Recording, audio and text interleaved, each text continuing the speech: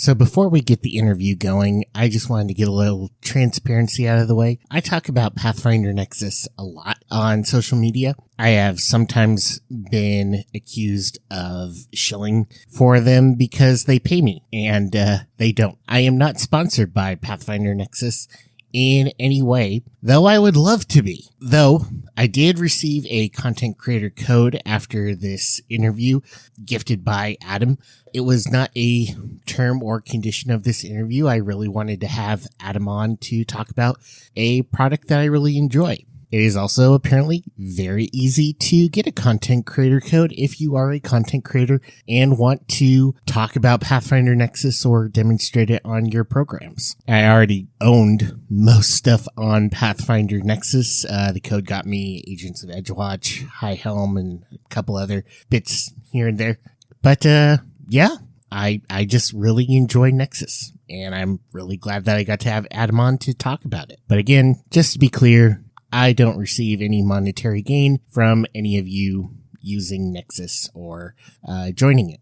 Though that would be cool if it changed. I would love to be able to say and use promo code Rulelord2E for 20% off or something like that. That is not a real code yet. Finally, at the end of the episode, I mentioned that I would love to get a Blue Sky invite, and since recording this episode, I have. So if you are on Blue Sky, find me at Rulelord2E.bluesky.social. I'll admit that part's a little weird. But yeah, let's reform the 2E community on Blue Sky. I would love to get off of Musk's Twitter. Okay, with all that out of the way, here we go.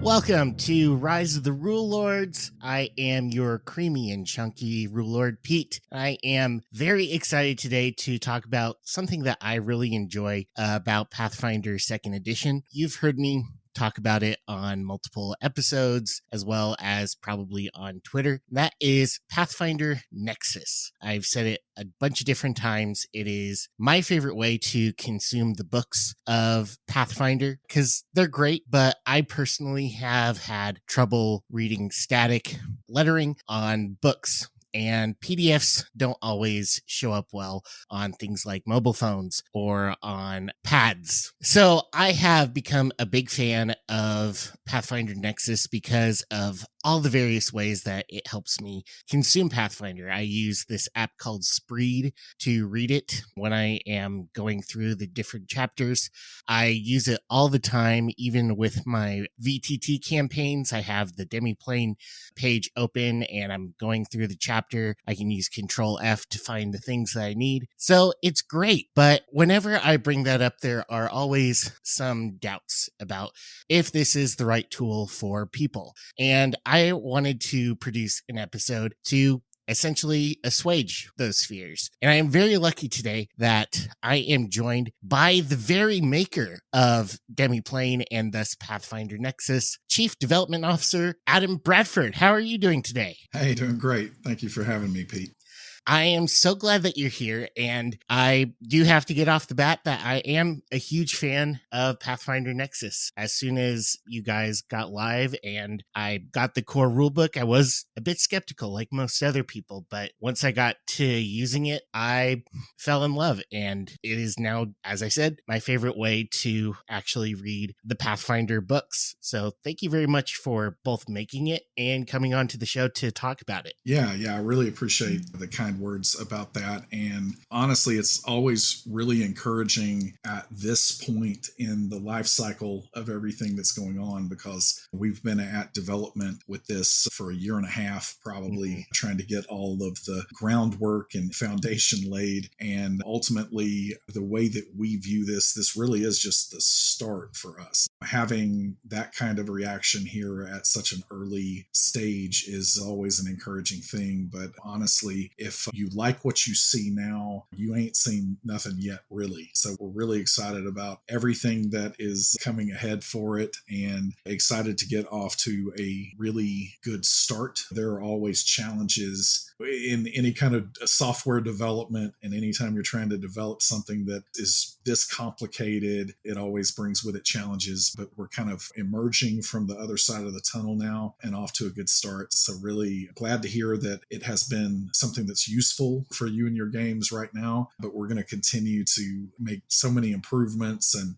kind of make this an essential resource for Pathfinder players out there. And I really think that it is. It's something that I hope more people will be utilizing. I personally would love it if there became a subscription version of getting the Paizo book and the Nexus thing completely skip the PDF. I know that that's business decisions that you guys have to work on, but I would be 100% on board with that because I love it so much.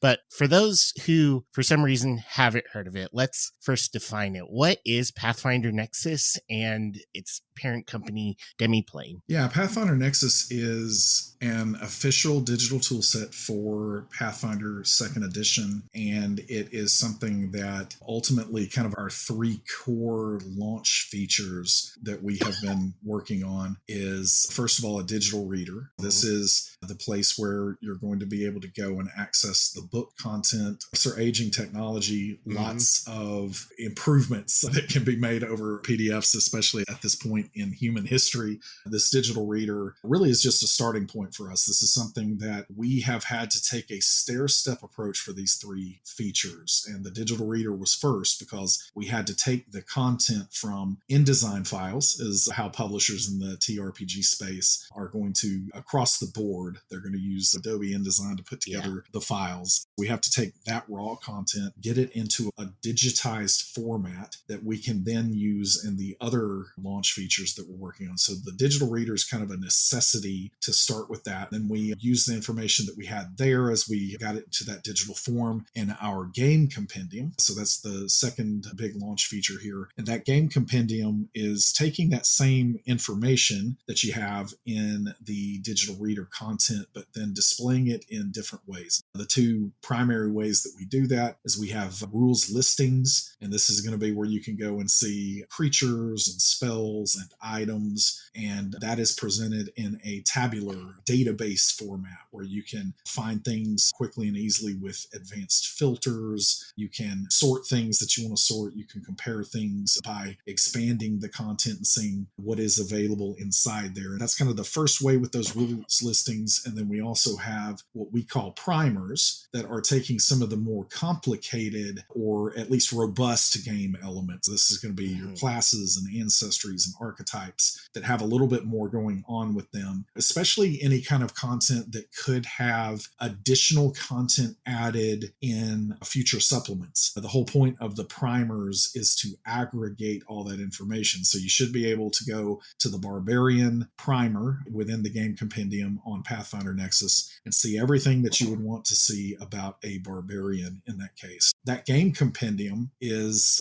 again, kind of that second step in the process. We have to get the information into kind of bite-sized molecular chunks is what we say sometimes internally in order to be able to use that game mechanic information. The third and final big launch feature for us, which are our character builder and a digital character sheet. So this is where you can quickly, easily create a Pathfinder character. I know that I've done this by hand and by paper a few times with 2nd edition. It's definitely a lengthy process, but being able to do it digitally, you can get through that much, much quicker and more conveniently. Then that digital character sheet is becoming something that in recent years in the industry, games that are able to offer this, it's something else to go to conventions and see people playing off their phone or their tablet.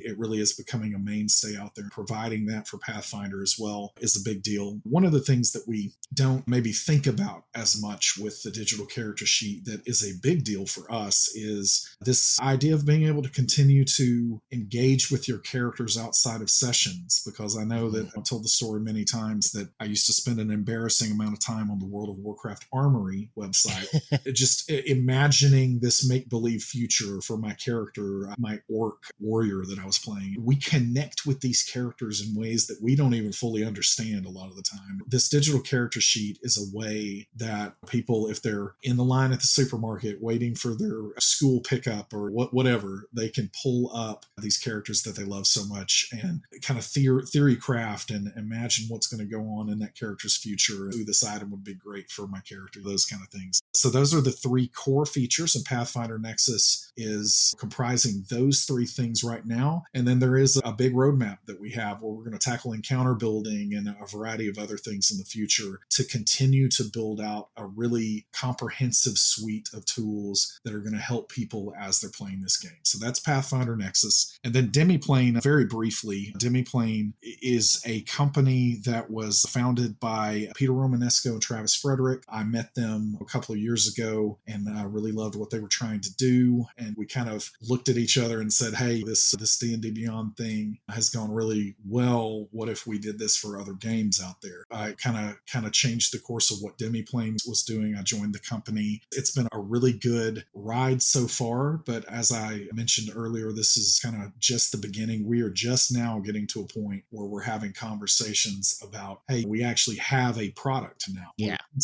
We're going to keep building from here, but this is the first time that we're really acknowledging that we have something that is close to complete in a state that we would be happy to put it in front of fans out there for them to be able to start using. So Demiplane is really trying to provide high quality tools for people playing a variety of these games and well past and beyond just Pathfinder. We have several games that we're going to be doing this for, because we really do believe that D&D Beyond has really changed a lot of the way people want to play Dungeons and Dragons. I play all of the games out there. I play many of these games and I love them, and I love Pathfinder. I think, and our entire company thinks, that all of these games deserve nice things, and we're trying to provide some of those nice things. And you have a bunch of cool ones already on there. Avatar, Vampire the Masquerade, Alien even has one. I didn't even know that Alien had a role play game. Yeah, it's an incredible game. I love Free League, and Alien is something I actually ran at a convention fairly recently, but it really captures the feel of Ridley Scott, James Cameron movies and all of that. One of the big factors that kind of indicated that my season was kind of over at D&D Beyond at the time was I really did want to do this kind of thing for other games. And as Wizards of the Coast, everything was transpiring there. I became very disillusioned with the direction all of that was heading. And I knew that being able to do this for some of these other games was just not going to be in the cards in that situation. It was a pretty easy decision for me when it kind of came to that point that it's like, what do I want to be doing right now? That's what we've been up to at Demiplane. We describe it as a tunnel internally. We've been in this tunnel for going on 2 years, but we're kind of emerging and seeing some light right now. It's kind of blinding, like Iron Man coming out of that cave. We're really working on getting everything together, and we're really, really excited about these days ahead, because we've just spent months and months in development making a platform. And a lot of people kind of have the misunderstanding out there, which it makes sense. You're not in our internal meetings and you don't know what's going on. It's taking forever for Pathfinder, and it has taken a long time, but many months for Pathfinder. We're already working on Avatar Legends, and admittedly, Avatar Legends is a much less complex game. Powered by the Apocalypse is much simpler than what Pathfinder is doing, but we're going to be talking in units of weeks to be able to get that game ready for character building and digital character sheets instead of units of months. And this is a testament to the platform that we've built. And honestly, it's a survival thing for Demiplane. Like, we knew that we had to go this route because we thought that at this point we might have 1 or 2 partners that we've signed, and we've signed something like 12. I mean, the public doesn't even know about most of them yet. We have a huge pipeline of games, and we knew that if we were going to cover all of those games, games and give them nice things, as our mission is, that we were going to have a really flexible and powerful platform. And the great thing about it is, as we come out of that tunnel, blinded by the light a little bit, is the early signs as we're starting to move into some other games, and even continuing with Pathfinder. Since our open beta launched a couple of weeks ago, we've had over 200 tweaks and additions and improvements. Our teams are able to move very quickly, and that's all because of this platform we've built. Seeing the early signs that our hypothesis is paying off is really encouraging. What do you think was the gap that you saw in consuming Pathfinder when you went from doing D&D Beyond to deciding that you're going to make Pathfinder Nexus? As I kind of mentioned earlier, PDFs are certainly an aging technology. And I know that within the Pathfinder ecosystem, PDFs have become a big part of it. And I want to be really clear here. Right? If PDFs are working for you and your groups, that is fantastic, because at the end of the day, we just want everybody in the world playing these games. I think the world will be a better place if everybody in the world play these games. It's great if that is working for you and your group. I know that over the years, it hasn't worked for me and my. So that was a big part of why I started D&D Beyond in the first place. As we were looking at that landscape and again trying to provide these nice things for other games, Pathfinder was the natural choice. This is the second most played game out there, and outside of that walled garden that Wizards of the Coast has. I think that with Pathfinder, the ecosystem has been really well served by a variety of community-driven tools over the last couple of years as second edition has been around. There's been some outstanding work done by a lot of people.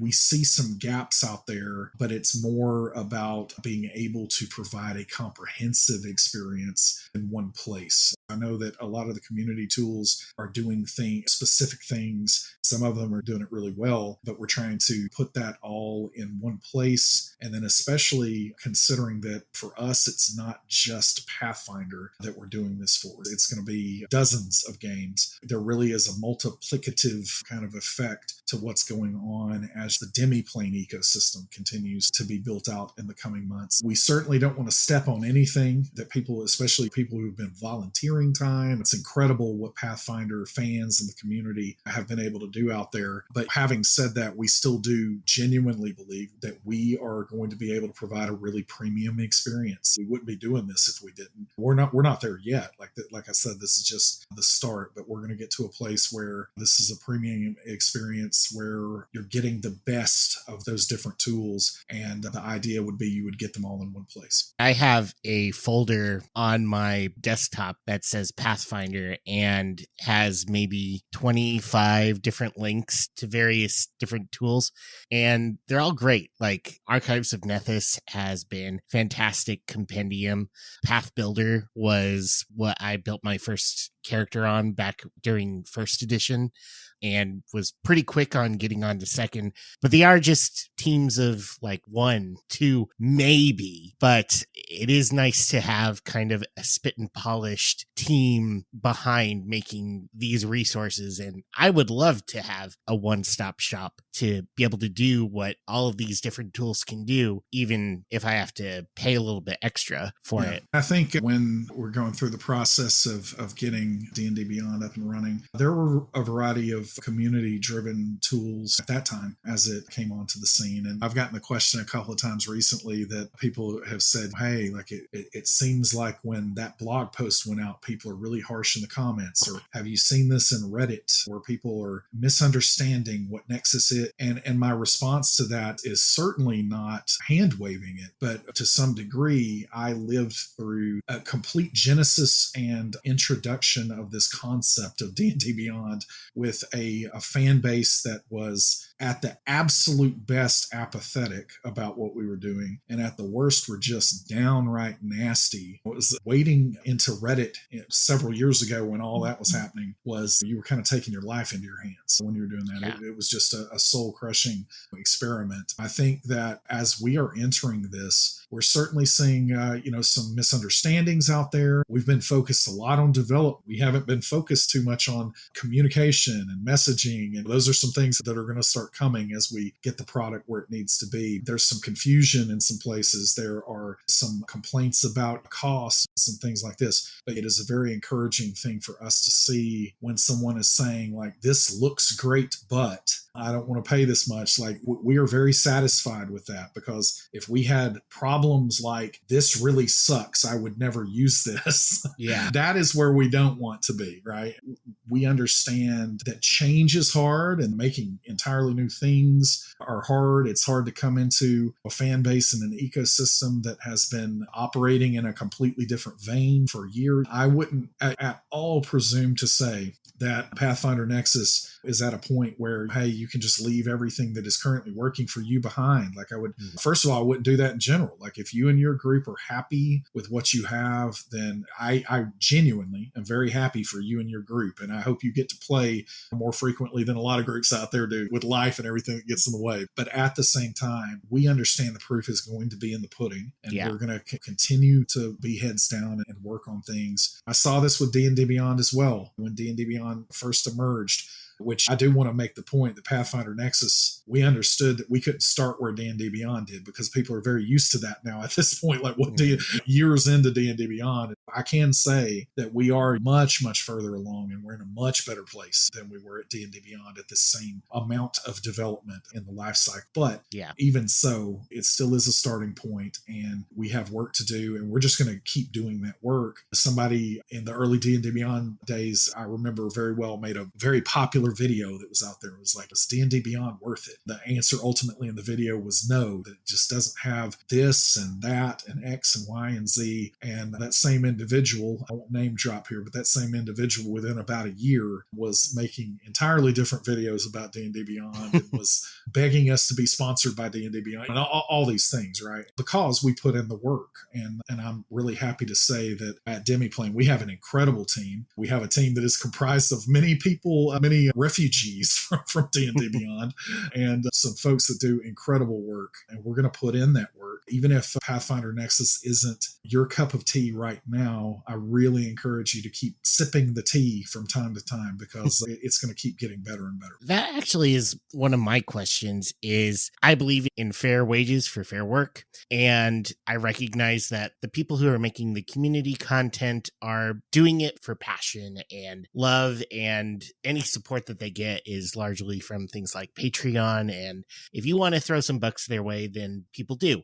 But you guys are running a company. Obviously, you need to make some money too. So what I wanted to have people understand is what goes into making a copy of a Pathfinder book. Like, what is all the work that it takes? Because I think that there's a misunderstanding that you're just, pressing Control-C, Control-Z into a website thing. And I think that there's a lot more to it than that, right? Yeah, there's so much more. And kind of what I mentioned earlier, everything comes to us in raw Adobe InDesign files, and we essentially have to export that into just some super, super basic HTML that is just a mess when it comes out. And one of the things that we have done internally, we have this internal platform that we call Tabula. And Tabula is a genuinely impressive piece of software in and of itself that the public will never see. This is the tool where we take that raw content and massage it essentially into what comes out in the digital reader content, and then what inputs into each of the game elements that are in the game compendium. And then all of those things end up, of course, downstream in the character builder and digital character sheet. And ultimately, with all of that information for the digital reader, some of the layers that we're putting on top of that is it's not Control-C and then the Control-V. It's once that content is there, we also take it very seriously that many of the digital tools out in space, virtual tabletops, they're going to take content and there is going to be some light theming. If the tool is taking it seriously, it's going to look a little bit like Pathfinder. For us, we take it very seriously that we want to truly do a digital translation of that book. We're not always going to be able to do some of the cross-cutting bleed effects that a printed book is going to pull off, but we have some pretty sophisticated things that we're doing to make that experience act and feel like that book as closely as we possibly can. And there's a lot of work that goes into making sure that Secrets of Magic doesn't look like the core rulebook, because the printed book doesn't look anything like the core rulebook. That's the first step of that. We have people that are really doing the art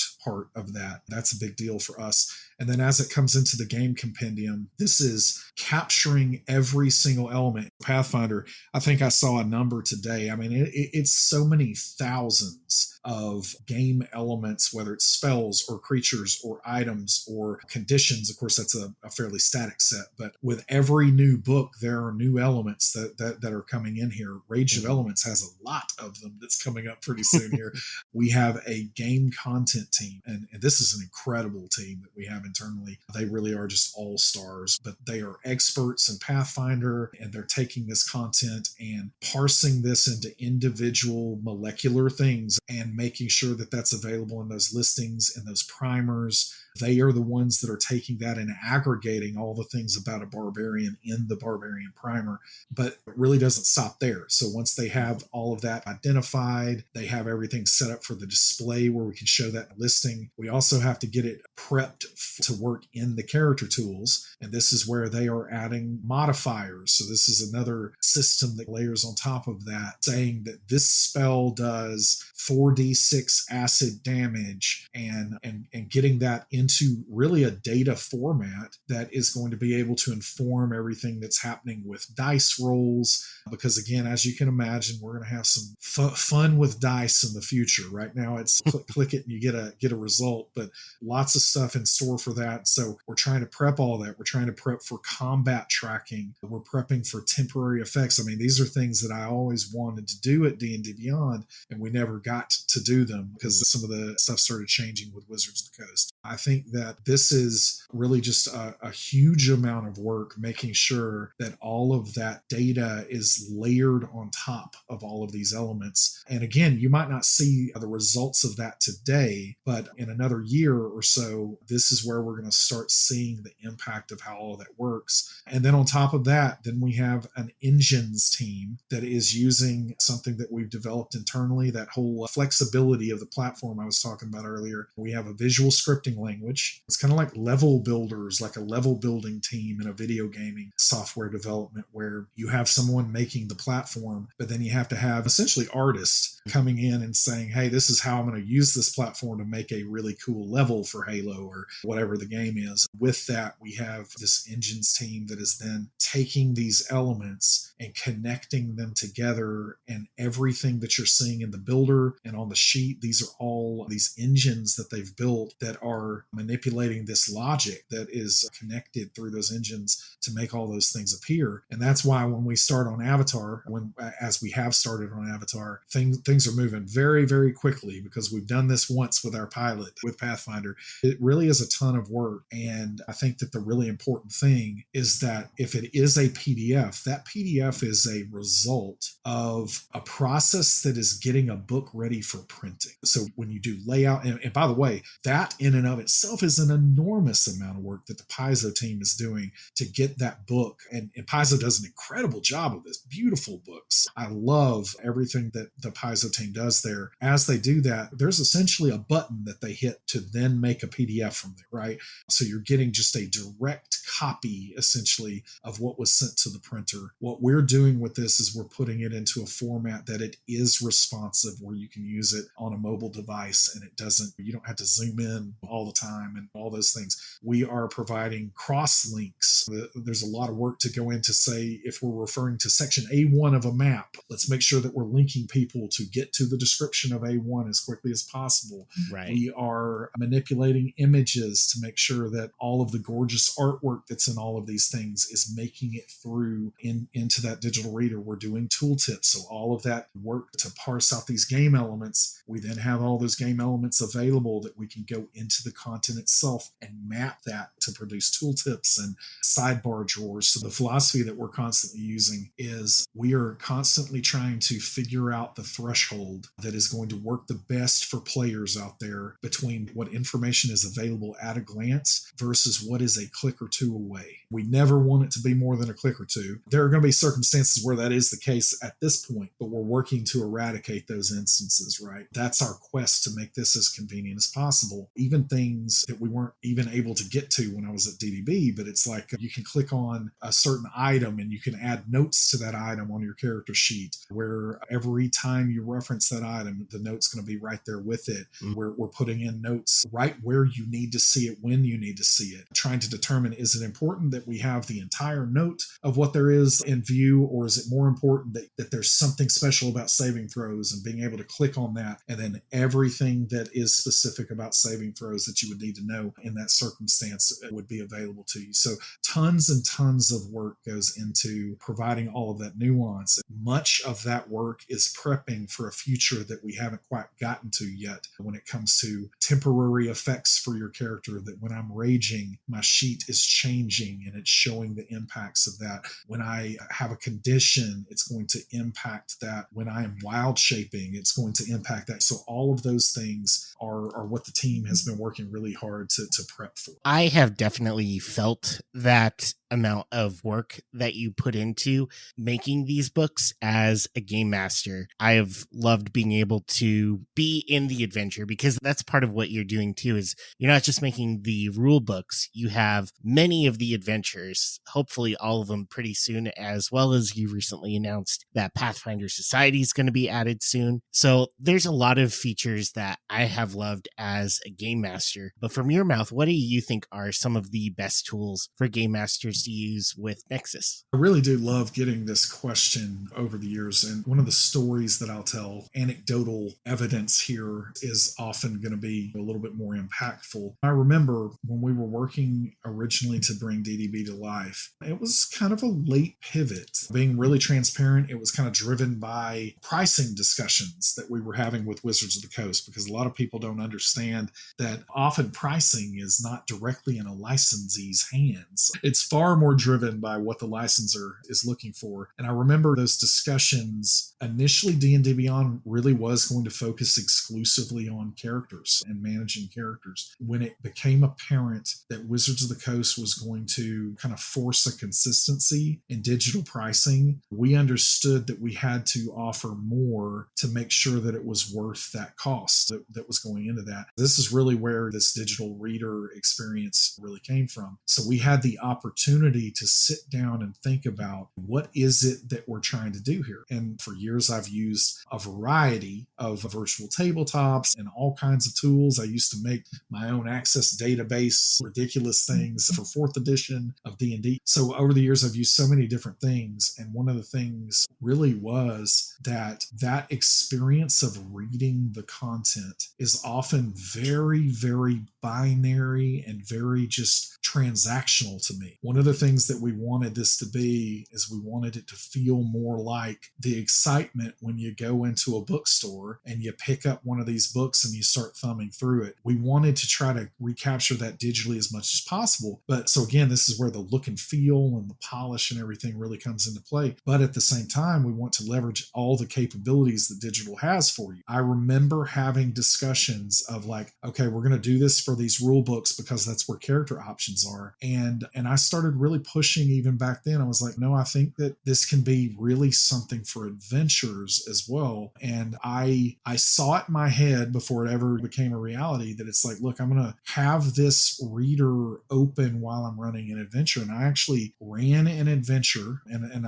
it was pre-release Tomb of Annihilation at the time. And we had that put into our test environment before it released, before D&D Beyond even released fully. And I was running the adventure for people in the office there. And I never have run an adventure without using a digital reader like that again. Like I can't fully explain what the convenience of that was for me. Yeah. But even the simplicity of being able to control F if you needed to on the page, that's always a little finicky in a PDF, and being able to see that tooltip, because often when you are running games, in order to keep the flow going, often you don't need like a full blown stat block. You're trying to remember one quick thing about how many hit points did that creature have, or whatever it was. I saw that there was just this like eye-opening experience with that adventure content, that being able to hover over a tip and get this hover card, being able to say, oh wait, what was in A3 again? Click and be right at it. Being able to quickly pull up a map that was right there and get like a high-res version of it, even if I was just screen sharing with the group. All of those kind of things. It wasn't any one thing. It was just kind of having it in that more modern and accessible format. Just again, anecdotally made it such a better experience for me. But then over the years, I knew at that point it was like, hey, this is going to be hard to explain to people why you should try to run like while having this open. But if we can just get them to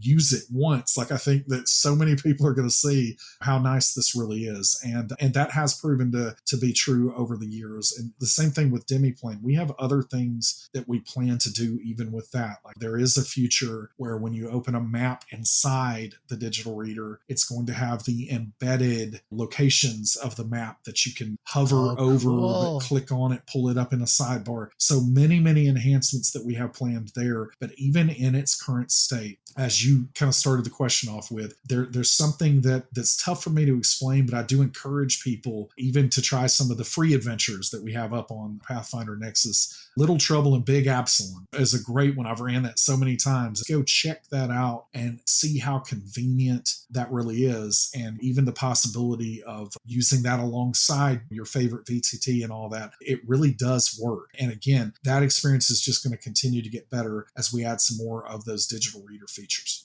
And that is a really big component of modern TTRPG play is virtual tabletops. My preference is sitting at a table and rolling math rocks. It's the way I think the game is meant to be played, but virtual tabletops have become a necessity, especially after the pandemic with friends moving all across the country.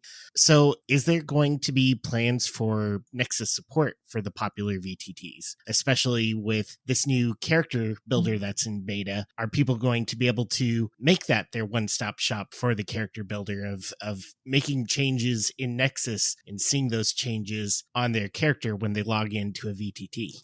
The sky's the limit here. Even at D&D Beyond, this was something that I wanted to do all the time. We got our hands tied a little bit on some of this, but we have no such restrictions with what we're doing now. I think that we are going to have an API that is going to be something that really any developer out there should be able to, at a minimum, use a JSON style export for character information. It's very much on our roadmap. I used to say it was on the roadmap at D&D Beyond, and I was telling the truth. But again, variety of factors kept deprioritizing that. It is a priority for us at Demiplane. Now, our first priority is nailing the character experience in general. So we still have some work that we're doing on that front. The moment that we feel like, hey, we really are in a strong place here, our focus is going to shift on that, because what is great about what Pathfinder Nexus does is it allows you, if you are going to be unlocking digital content, it allows you to unlock that digital content on Pathfinder Nexus and then really carry that with you wherever and however you want to play after that. You will be able to take that information and be able to port that into, I know people are very familiar with things like Beyond 20 out there that did this in kind of a hacky way with D&D Beyond. We plan to do that kind of thing in a non-hacky way. Like we are going to work with community developers. We're going to provide documentation. We're going to provide ways to do this because, that's obviously a win for Pathfinder Nexus if you are unlocking content there, but also the people who are operating the virtual tabletops out there. It's a win for them as well because they have someone using their platform and paying the subscriptions and the licensing fees and everything else that have to happen in order to use that. They are going to be happy with that too. And we saw the same thing at DDB.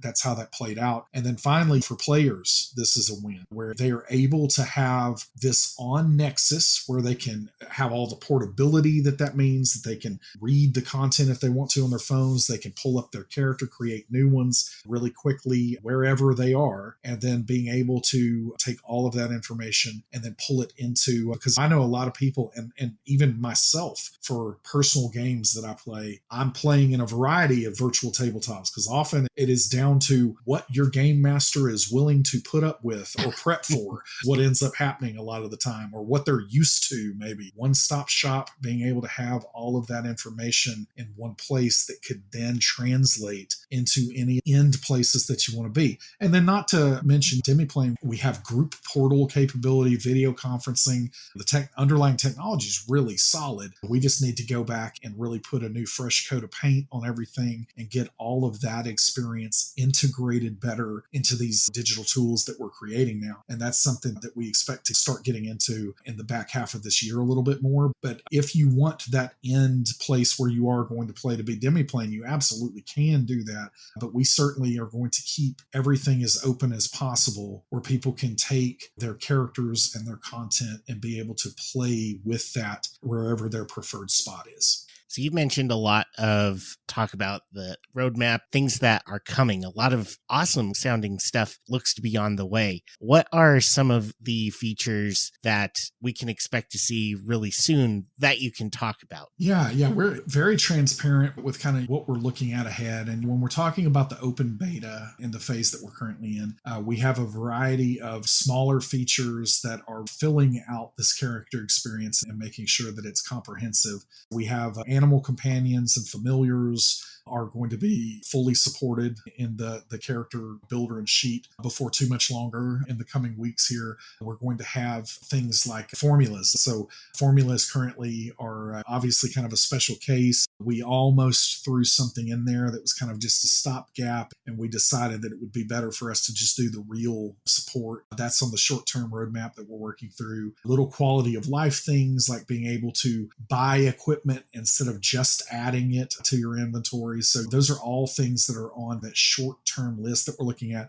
Another really big one is homebrew. So right now you can make some customizations to things in the sheet, but we don't have that widely supported. So we're going to kind of take that in stages where you would be able to grab an item, not only change the name, but change some of the statistics for that item kind of on the fly in an ad hoc manner. You can remove runes and add new runes and those kind of things, but we'll continue down that path. But then we will have a full-blown true homebrew system. And homebrew is something that I was never happy with in my past life. It's something that we're taking very seriously because we are fully cognizant that the future of what Demiplane is doing is going to really revolve around what users are able to create out there. The first stages of this homebrew system are going to be definitely headed in that direction. That's another really, really big thing that we're going to be working on here in the next several weeks. And then past that, some of the longer term stuff, we're definitely going to get into what I call challenge management, because that's just my more generic term that I use kind of across all games, because some games call them encounters, some call them scenario, like different terminology. But whatever challenges the player characters, we're going to get into that for Pathfinder. We're really looking forward to those days. The character experience is so cornerstone to everything that we're doing that we have to take the time to really make it great. When we get on the other side of, hey, this is pretty great, we've still got things that we're constantly adding because Pathfinder is constantly releasing new things, but it is a pretty great experience. When we start getting into things like encounter building, that's going to be a walk in the park for us. Like, we can't wait for those days because the complexity of pulling that off is in a completely different category than trying to bring this character portion to life. Really looking forward to all that lies ahead. Another thing is we've got some special stuff coming for the Hero deck. So we're going to get our feet wet a little bit with some drag and drop style card physics and stuff that should be just kind of a fun thing to do. So what would you love to see Nexus become? Like, pie in the sky, logistics isn't an issue, money isn't an issue. You just get to make your golden program. What would you want to see that end up being? What is interesting is I'll certainly give you an answer to this question, but at the same time, what I would say to answer this question is going to be what we're pretty convinced we're going to do. So I'm not I'm not necessarily sure if this is like pie in the sky kind of stuff from the standpoint of as long as we're still around and as long as the industry doesn't completely implode, which again, no signs of that, we are swinging for the fences and we are dreaming big. And I'm a dreamer. I don't think I could live without thinking about what's next. I have a degree in religion and philosophy and also in sociology, and human behavior is fascinating to me. I think that there's probably a book at some point that's going to work with some psychologists and everything else to try to understand why we connect with these characters as much as we do when we play these make-believe games. Given that, one of the things that I used to do when I first started playing, that I know so many people continue to do to this day, as do I, is thinking about these characters when you're not actively playing in a session. And what are the ways that you can continue to engage outside of the sessions? And honestly, the best game masters that I've ever had when I was really doing my peak level game mastering over the years. I don't quite have as much time as I would like for that these days, but it's like I used to do almost like homework assignments with players and have things that happened in between sessions to generate hype and excitement about what was going on. I really do think there's a future where with Pathfinder Nexus or the games that Demiplane supports, that you have not only your characters and your content and everything there, but possibly even mini games that are available that you could do between sessions. These things aren't fully fleshed out, of course, but it's like, what would it look like if you had a platformer style mini game that you could have some representation of your actual character in pixel art form, even where you're jumping and you can over time work it up, that if you get to a certain level, you could train up a proficiency level in acrobatics or like those kinds of things. I really think there's a lot of room for that ability. What would it look like to have some kind of rhythm tapping game that was hammer and anvil, that if you did it, you got proficiency in crafting of some sort, like those kinds of things. I do think that there's room for that. One of the greatest things that I used to love, like everybody talks about Knights of the Old Republic in such glowing ways, and rightly so. It's still one of the biggest twists that, by the way, I did figure it out before the twist happened. But either way, it was still great. And you're like playing this and you're seeing it. One of the things that I love the most about that was Pazak. And it was this little mini game that is in this game. Pathfinder has actual in-world games, the Hero deck being kind of a light example of that, but in-world games that what would it be like to have that game available that groups can play if a couple of people don't show up and they just want to have a lighter session that night, or in between sessions, they're doing these things to earn gold at the tavern or whatever. All of that would have to be done in a really tasteful way. Like, don't get me wrong, but like, I really think that there are ways that in the future players are going to be able to engage with their favorite characters outside of these sessions. Because it's like, I just saw Across the Spider-Verse. It's incredible. Everybody in the world should see that movie. And as I'm watching this film and just admiring the masterpiece of the art of it, I find myself thinking about it. Just my stray thoughts are kind of filled with this art that I just observed. It makes me want to go and play Spider-Man on the PlayStation or whatever. That kind of feeling often happens in tabletop role-playing games. And when we're younger in college, where you can skip class if you want to or whatever, it's fairly easy to just, hey, we're just going to play again tomorrow night. And that's not a reality for many of us these days. What are some ways that you could do that, continue that connection between sessions? So that's something I would love to crack that code up. So I think you've given a lot of really great reasons for people to get into Nexus, but I know that there's still probably people who worry about the cost, especially if they've already purchased the book, they have the PDF, or maybe VTT or Hero Lab. So what is your final pitch for them to get into Nexus? I think one of the things that I will very transparently start with, that I think I've at least touched on a couple of times as we've been talking here, is that if you are currently playing Pathfinder and what you are using works for you and your group and you are happy with what's going on, then we're not trying to push any kind of agenda or anything on you and your group. I'm very happy that you're satisfied with what's going on there. And what we would ultimately say is that we think that we are putting together something really, really special here. And it's the early days of it. I think that if you try it out, I think you're going to see some flashes of greatness and some of that specialness in there if you try it out. And even if you don't, we are going to be working and we are going to be adding more and more all the time. So again, if what you have done and the money you've spent and all of those things are working for you and your group, then that really truly is wonderful. If you are a new player, which we are seeing droves of new players come to the game, by the way, our success is definitely in a place that we love seeing what we're seeing here at this early stage. And the data that we're seeing is 60% of what is coming to our platform are people who have never played Pathfinder before, which is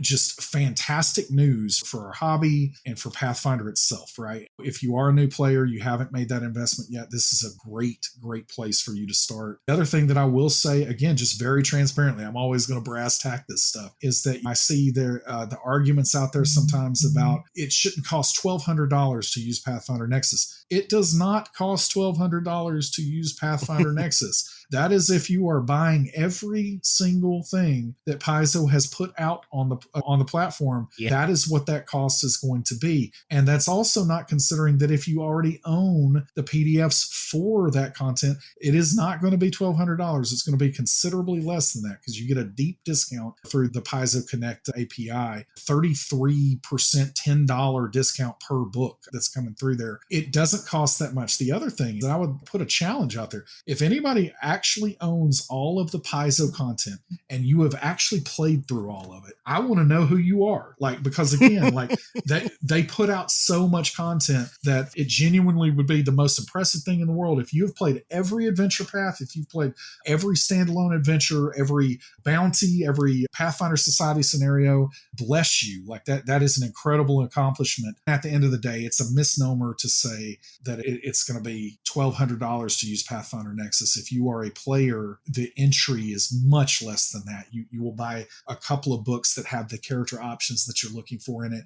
In the future, we are going to make that an easier thing. We are going to have piecemeal component purchases that if you want to just buy this individual ancestry that you want to play with, you'll be able to do that at a lower price point. That is something that we will be adding in the future. So again, I just want to make sure that message gets out there that no, it doesn't cost $1,200 for you to get started or to play with Pathfinder Nexus. The other thing that I would love to, because this is the thing, I see a lot of times it's like, well, you don't have to pay that because all of the rules are available for free on Archives of Nethys, and they are, and that's great. Mm-hmm. The rules are available on Pathfinder Nexus for free as well, because again, we are doing everything that per our license with Paizo, we are following all of the official pricing that is going on there. Game mechanics, for us, that breaks down into the game compendium. So feature 2 out of 3 that I've talked about here in this interview is entirely free. So you can go to those listings and you can go to those primers and see everything, all of those mechanics for free. And the game compendium is something that will be expanding. So for instance, right now we don't have deities or we don't have hazards in there. All of those things are going to be added as we have a little bit more recovered bandwidth here from some of the big push for character tools. By the end of this year, this is going to be a really, really complete set of these game mechanics, and that is all going to be available for free. So really the cost to unlock content is reading it in this digital format that, as I talked about, is going to be similar in name to having that PDF, but I think it's a much better experience to read here. And then the character options, that's the piece that, again, per our license, that requires that cost. Just some of the myths that I've kind of seen go out there to try to dispel some of that. Another thing that I will bring up is as the remaster is happening, it's coming, and it's coming pretty quick. I've been really impressed with the speed and agility that Paizo's moved here. As the remastered content comes, this is a wonderful time because Pathfinder Nexus will be up to date right from the beginning with the remastered content. If you are trying to check out Pathfinder or you really want to try out Nexus with this kind of a clean start here with remastered content,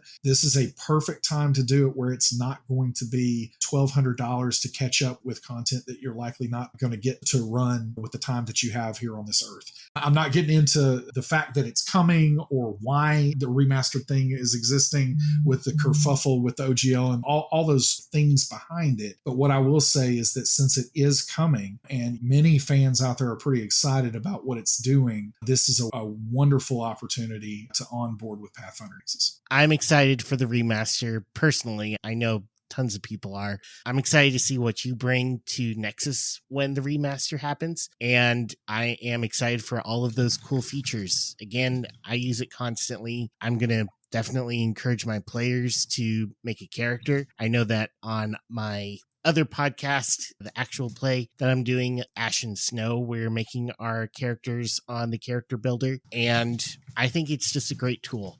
I hope that people who have listened to this episode have seen some of the value in Nexus. Whether you choose to put the money into it or not, that's all up to you, like Adam said.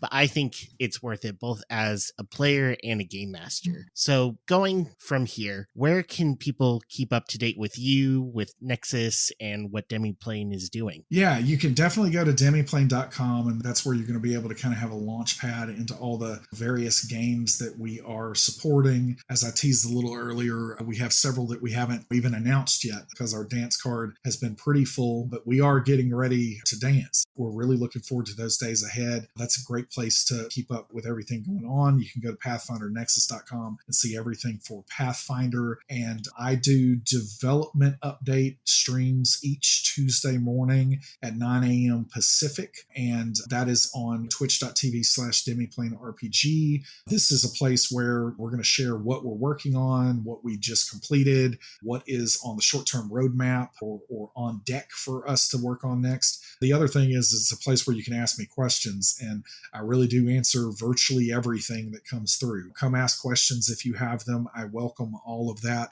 And then finally, if you want to hit me up, the only social media platform that I really spend time on, because it's something that is short enough for me to be able to read with the time I have, is Twitter. And you can find me there at Bad Eye Adam. Adam, it has been great to have you on. It's been great to listen to you talk about Nexus. I can tell you have a lot of joy and pride in it, and I think that's well deserved. It is a grade A tool, and I'm glad that you have brought it to us. I love all the community tools. I use them, but I am very excited that there is like an official Paizo partnership to make all of these things. Thank you for coming on. Thank you for making Nexus, and I really hope for the best for Nexus's future. Yeah, absolutely. Thank you so much for having me. I really think that probably the defining characteristic, if I boiled my life down to one word, is passion. And I think that we are all very lucky if we get to follow our passions. Like that is to me kind of what is best in life. And I can tell you that definitely following passions here. And we've got a very passionate team, and it comes through in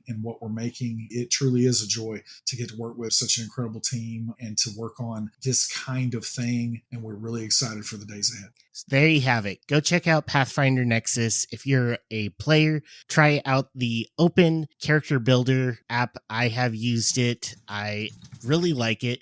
I know that there's improvements coming its way, but I mean, even just toggling around with the backgrounds that they have is pretty fun. It's a nice tool. You're going to like it. And check out all the other things that Nexus has to offer. I think you're going to have a good time there. So did you get onto Nexus because of this interview? Let me know at Rulelord2E on Twitter. Hopefully not for too much longer. We'll see if I get that blue sky invitation at some point. Or send me an email at rulelord2e@gmail.com. Anywhere that you go, it'll be at Rulelord2e. But until next session, don't let the rules rule you.